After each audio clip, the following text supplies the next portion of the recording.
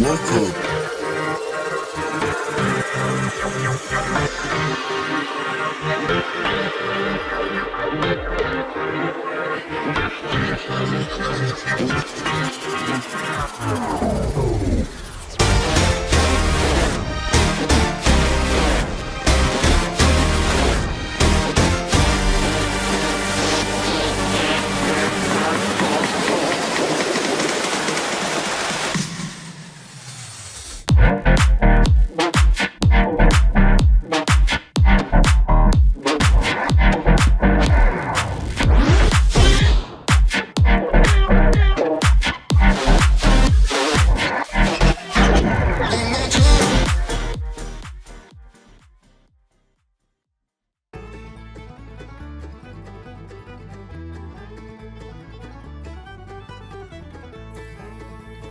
Welcome to the Everything Podcast, Season 2, Episode 140! And in this episode, we're continuing looking at Doctor Who Magazine issue 597 and going through all of the 6th anniversary announcements. And so in the last episode, we finished off by looking at Scott Hancock's production diary. We're now looking at a preview for the Star Beast. So, what do we know already? We know that it will broadcast on Saturday, 25th of November on BBC One in the UK and Ireland and Disney Plus in the rest of the world. We know that the Star Beast will feature David Tennant, Catherine Tate, Yasmin Finney, Miriam Margolyes, Jacqueline King, Carl Collins, Ruth Madley, Jamie Hayden and Dara Lau, as I talked about a couple of episodes ago. This episode is written by Rusty Davis and directed by Rachel Talalay. In a nutshell, a spaceship crashes in North London. Not that Donna Noble noticed. She had other things on her mind besides that. There's no such thing as aliens, right? Then one turns up in a garden shed, the meek. Another, the Doctor, barges into a kitchen. By the time a squadron of Wrath Warriors shows up on the doorstep, the Noble family must face facts. Donna's past catch up with her, and her mind is about to be blown. Quote unquote. So you got a quote from this episode. The Doctor says, "I've got this friend called Donna Noble, and she was my best friend in the whole wide universe. I absolutely love it." Do I say things like that now? Surely. Sounds like a good thing to say. Doctor. But Donna took the mind of a time went into her head. I had to wipe around me to save her life. If she ever remembers me, she will die. So what happens next? So the target, as we know, the Star Beast novelisation is written by Gary Russell. The ebook will be released on the 30th of November 2023, and the paperback will be released on the 11th of January 2024. So this is it. It's been 2 years and 2 months since the shock announcement that Rusty Davis, the man who revived Doctor Who in 2005, after its 15-year hiatus and helped the show soar to incredibly new heights, will return to the top job for the 60th anniversary and series. Check it, plural, beyond. Now it's time to find out what the future looks like. I'm just dying for people to see it, says Russell, of this dramatic new Doctor Who. It's like, come on, this way is interminable. He's not wrong. It's been 13 months since Jodie Whittaker's 13th Doctor erupted into gold starlight and regenerated into David Tennant's 14th Doctor. Even longer, 18 months since the RTD2 era, as you definitely be calling it, started filming in Cardiff and Bristol and Camden. And much stronger, almost 6 years today since a London schoolgirl made her way home from the dense white fog that had settled on Totter's Lane. But the wait is over. The next exciting chapter in Doctor Who's history kicks off with 3 hour-long 60th anniversary specials on consecutive Saturdays from the 25th of November. Doctor Who's back on Saturday nights with the big 6-0 screen! That's what it says. I should have mentioned, this is written by Benjamin Cook. Written by Russell, they reunite the Doctor with his 2008 bestie, Donna Noble, played by the always phenomenal Catherine Tate. New Doctor Who, I'm excited. Oops, Russell. Like he's forgotten that he's the one making it. Donna Noble, the toy maker from 1966. And we're indeed, and with shooting at where the 15th Doctor waiting in the wings, what a time to be alive, or in Donna's case, alive until she remembers the Doctor, then not so alive. Following 2008's Journey's End, Donna's memories are a ticking time bomb. He just needs this, says the Doctor. It is heading for Donna Noble. How has Russell found writing the Doctor and Donna 15 years on? It was joyous, he said. I know extensively what they do, what they say. I also knew that I might never write for them both again, so I wanted to push them. They'll break your heart. When the full-length trailer for the Tennant-Tate trilogy dropped in September, fan consensus was that Doctor Who had never looked so good. The showrunner offers a word of caution. I think in people's minds they're getting an Avengers movie, says Russell. Everyone just calm down and pause. It does look bloody spectacular, as well it might. For the RTD2 era, BBC has joined forces with production partner Disney to transform Doctor Who into a global franchise, and it shows. The budget is bigger, the visuals a little slicker, the special effects more impressive than ever. Buzz Wiley of Genie once said, like so many things, it's not what's on the outside, it's what's on the inside that counts. So we're pleased to report this is still the Doctor you know and love. This show that there's been twice as much heart as anything else on TV. The first of the specials, it's called The Star Beast, plays with that idea that outward appearances aren't everything. Take the Doctor. He's wearing the face of an old favourite, but he's most definitely a new man. Well, he's 15 years older, says Russell, and David brings that. That's written on David's face, I mean that nice, genuinely. His eyes are older, his mind is a bit old, but there are moments. Another pause responds.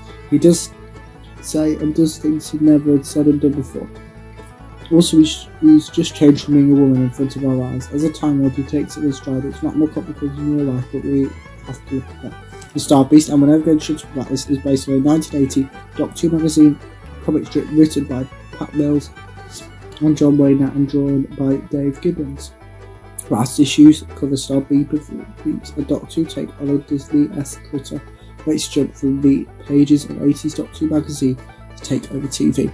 I was 16 when I first read the comic, says Russell. Coming back to it, it was amazing to realise how much those Mills and Wayner scripts had informed my entire attitude towards it. It was like finding the Uber text. I genuinely went, oh my god, I'm not just adapting the Star Beast, I've been adapting it since 2005. And so I think Doctor Who should be written. Every line is fighting to be heard, and the fighting to be the best it can be, and fighting to land. Russell's adaptation stays pretty faithful to the source material, while, as he puts it, weaving that into the Noble's story. Like the comic, the Star Beast on TV is about otherworldly beings crashing into the most domestic setting and about regular people stepping up and doing extraordinary things. People like Donna, the ordinary monk and self-confessed Dumbo, who misses everything, even a spaceship spiraling through the sky. But who's about to give Destiny a kicking?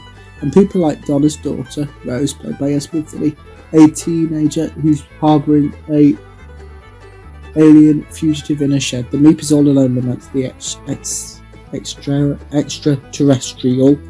I know that feeling sometimes. I think I'm from a different planet compared to us. And what's more fitting way to mark the anniversary of Doctor Who's very first episode with the story of a schoolgirl who knows things that people aren't supposed to know, and a mysterious moving ship could be on the snuff. And it's alien pilot who's scared and he's on the run. After all, that's how it all started. But never forget, said Russell, that's one of the reasons I use Star Beast in the first place, is how fun it is. Enormously fun adventure with an edge and a serious threat. But I do think these specials are full of joy. Mills and Wayne and Dave Gibbons really invented that sense of fun. That wasn't quite the TV show at the time. They made it very funny and very popular. And that's the plan with these new episodes. Whether these plans work or not, where the universe revels an unexpected twist, a skinny man who's never stopped growing could be carrying the weight of the cosmos on his shoulders. A teenager who's actually from a different planet might influence the world in ways she'd never have thought possible. Even the sweet cuddly meat might actually find the inner strength and courage to stick up for itself. For once, like Eugenie said, it's what the inside that counts. Which is what Doctor Who has always been about from day one, from the opening moments of his very first episode 60 years ago, as we drifted with the mist. As we drifted with the mist through the gates of a scrap merchant's yard and found amid the broken down objects and bric-a-brac a battered blue police box, humming with life and bigger on the inside, so much bigger than anyone could have imagined. Next up is the preview of the second Doctor Who 60th anniversary special titled Yonder. This preview has been written by Emily Cook. So what do we know? Which is quite little. It will be broadcast on the 2nd of December 2023 on BBC One in the UK and Ireland, and on Disney Plus in the rest of the world. We know it will star David Tennant and Catherine Tate, and 3 redacted names. It is written by Russell T Davies, directed by Tom Kingsley, and the basis is the TARDIS takes Doctor and Donna on a journey to a faraway and mysterious place and abandons them in the middle of hostile action. Here is a quote from that episode. Here we go, it's going to be interesting. The Doctor says, there's one hope, a mechanism On board the TARDIS called the HADS, Hostile Action Displacement System. If the TARDIS is in danger, it goes away. Donna asks those where. Not to anywhere, and it only comes back when the danger is gone. I turned it off years ago. I mean, I'd never land anywhere. Once spent 3 years in orbit, I thought, oh, turned off the HADS. But if the TARDIS is rebuilding itself, maybe it's clicked back on. But that means we've landed in the middle of hostile action. Yeah, the Doctor says yeah. Donna says, there's something so bad the TARDIS ran away. Doctor said yes, Donna. Then we go and kick its ass. We know that the novelisation of Wild Blue Yonder is written by Mark Morris even. It will be released on ebook on the 7th of December 2023 and on paperback on the 11th of January 2024. This is the secret one, says Rusty Earth. We haven't even announced redacted, sorry, spoilers, etc. But sometimes it's nice to be surprised. Only one major clip in this episode featured in the recent trailer, and in Doctor Who Magazine issue 587, Russell expressed his dream that Special 2 would air with no previews.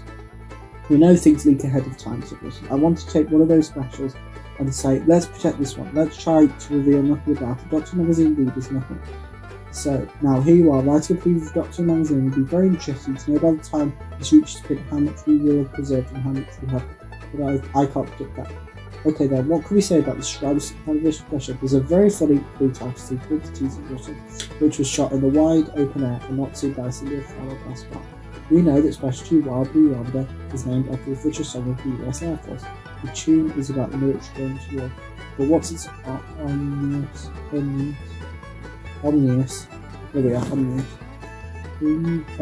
significance here, and why does it play? All that's been teased in the plot is that the Doctor and Donna are abandoned in the middle of a dangerous hostile action situation, but what could be so bad that even the TARDIS runs away? And without the TARDIS, who's left to help them escape? So many questions, Russell's giving not a thing away. The main thing to say about this episode, Russell, is I knew I had two in Catherine, as I knew I had David and Catherine, two of my favourite actors, two of the best actors in land. So one of the episodes, I was absolutely determined to make the most of it. Special 1 has got the mood up staging everyone. Special 3 is very much a toymaker story. David and Catherine have wonderful things to do in this episode, so this was a chance to focus on them. See where the Doctor and Donna have been, what they think, what they're like in extreme circumstances, how they react to each other now, and explore it. It's a masterclass in acting. Watching two of them, you just can't take your eyes off them. They bring intelligent insight, wit. I mean, my god, those two can knock a joke out of the park. They're probably best friends. It's a very rare thing for actors. All the actors have to be best friends. Good actors look good no matter who they are. You can put them with a sizzling lead actor or with a direct and they're good. But actually, that friendship does bring a shorthand, and that also pushes me because you get lazy if you start to write the shorthand. So it makes me think, let's push them to areas that they haven't seen and say things they haven't said before. Wild Blue Yonder pushes everything to the limit, including the budget. Coming back to Doctor 2, the stage of writing it, knowing how we made it around it, says Russell.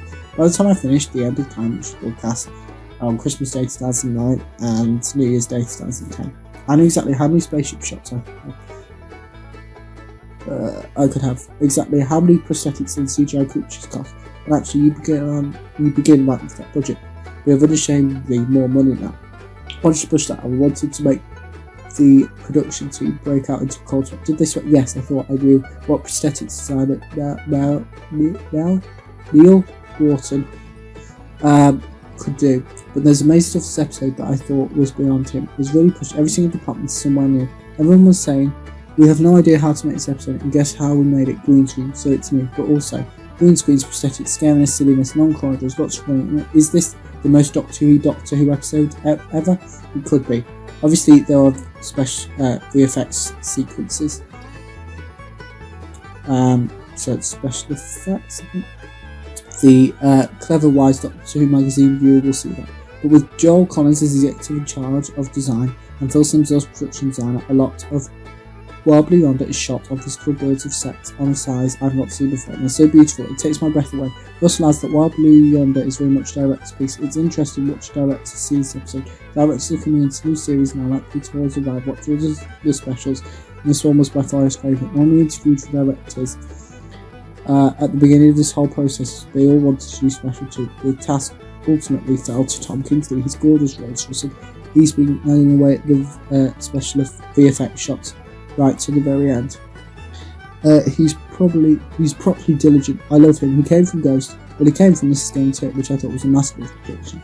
But it was the comedy of ghosts that we loved and generally took hold in an episode people thought was impossible and made it work. In Doctor Who magazine 585, Russell teased that the following 5 words would appear in Yonder: Southampton, vegetable, bean, starlight and flux. The history of the flux and the timeless child is dealt with very slightly in this episode since Russell to acknowledge the brilliant work Chris Chibnall, former showrunner, did and said it's like absolutely part of our history as well. Here are 3 more words for us to mull over between now and January. Once you unravel Fernspur, Collis, Brat, says Russell. Then the whole thing clicks into place. So that's actually where I'm going to end this episode. So let me know what you thought about the previews of the first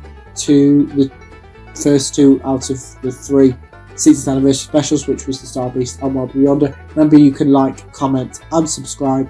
And that's it for the Everything Podcast, Season 2, Episode 114. Goodbye.